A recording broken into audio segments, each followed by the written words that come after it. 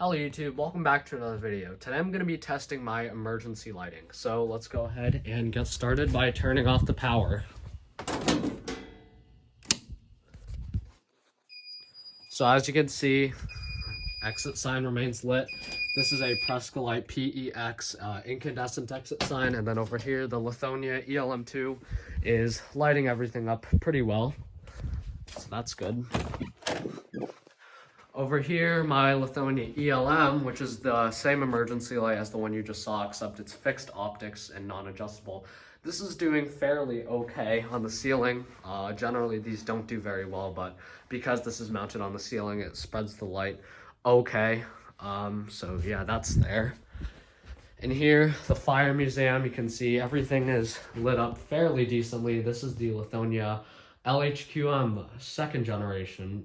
This is basically a combination of an exit sign LED and then also the incandescent emergency lights on the ELM2. You might be noticing a theme here, but you can see that both arrows are out because that's also in both of the doors are exits.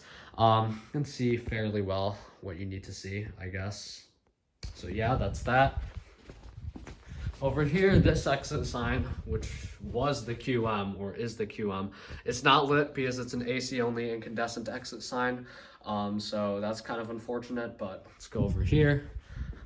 Over here, I have my Lithonia HQM incandescent exit sign. This is an incandescent exit sign combo version of the one you just saw. It's got the same lamp heads, except it's incandescent all the time. So it has two bulb sockets for battery backup operation, and then two bulb sockets for AC operation.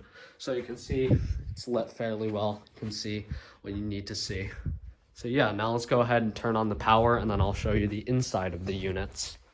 So looking inside of the Precolitepex, you can see, or PEX, you can see that the battery is here, and then this is the charging board, and then there's the transformer.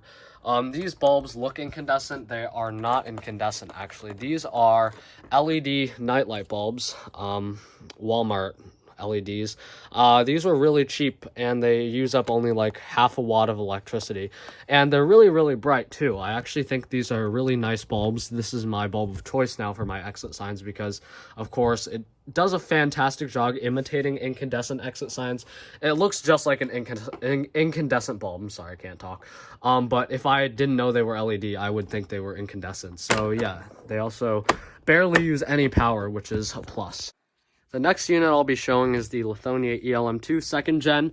Like I said, this is the second gen. So the first generation looks exactly like this, except the lamps are just slightly different. The cover is more transparent, and then the reflector inside is slightly different.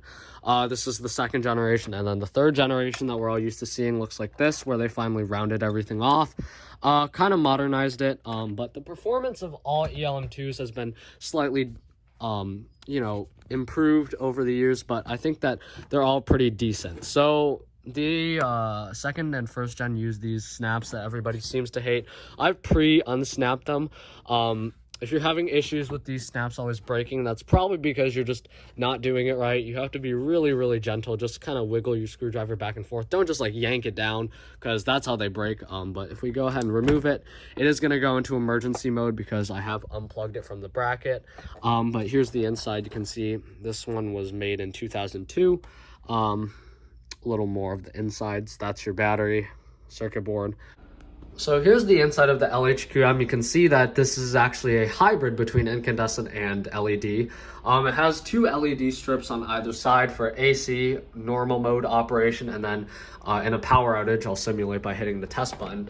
The LEDs, or actually these are LEDs because I've retrofitted them with these wedge-based pinball lamps, but they're in reality supposed to be wedge-based incandescent bulbs. Those light up. So it's actually supposed to use a larger 7 amp hour battery because of course it's running those two lamps and then two incandescent bulbs. But I just have a small little battery in here. This is really all I need because of course these two LEDs use almost no power at all. I bet this battery could run those for like 2 days straight and it would be fine. So that's why I have a smaller battery in here. Finally, this is the inside of the HQM. This is literally the exact same unit as the other one I just showed, except it has no LED strips. So you can see there is these tabs where the LEDs would hang, but it actually just has incandescent bulbs. Again, these are those LED reproduction bulbs. They are not actual incandescent bulbs, but again, they look really similar, or they actually look identical. Of course, same incandescent heads as usual, and then of course this unit, actually I haven't retrofitted with the LEDs yet, even though I really should. So it's probably not going to last that long in a power outage, but it's probably going to be fine. So yeah, that's that. Thank you for watching this video. Please like, comment, and subscribe, and I'll see you next time.